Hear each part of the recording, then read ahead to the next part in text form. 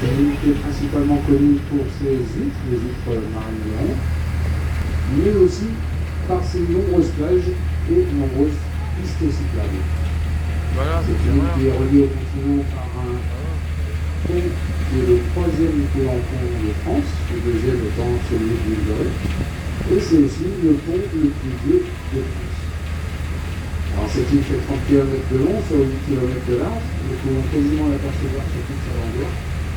Avec la brume de chaleur, on a un petit peu du mal à discerner le phare de Chasseron qui est sur la pointe complètement à droite par rapport à nous. Et face à nous, la plage des Somonards, une des nombreuses plages de l'île. À gauche du navire, sur le bâbord, nous avons l'île d'Aix.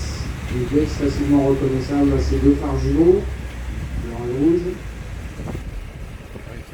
C'est une île qui est entièrement dédiée aux piétons et cyclistes, puisque les véhicules motorisés y sont complètement proscrits.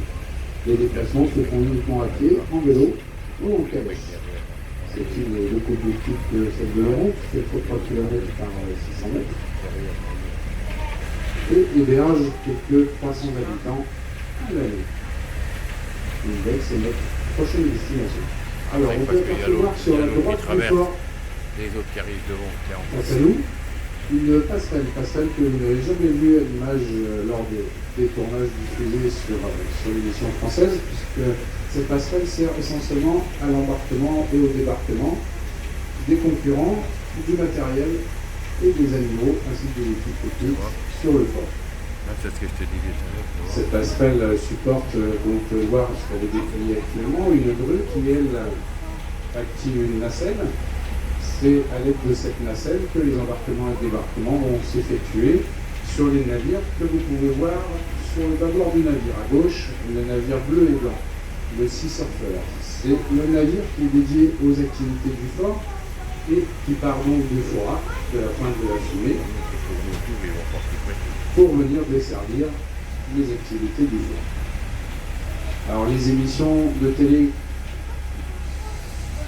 les tournages commencent à partir du mois de mai, mai et juin étant dédiés principalement au tournage de l'émission française. Puis après, à partir du mois de juin et début juillet, ce sont les tournages des pays étrangers.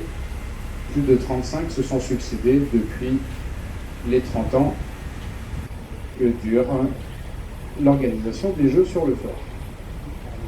Alors je vais maintenant vous laisser avec les commentaires sur le fort. Je vous demanderai par sécurité le respect des consignes, c'est-à-dire de ne pas courir, de ne pas se pencher par-dessus bord et de ne pas monter sur les bancs. Il n'est pas utile de changer de bord sur le navire puisque nous allons effectuer le tour du fort des deux côtés. Je vous retrouve à l'arrivée sur l'île d'Aix.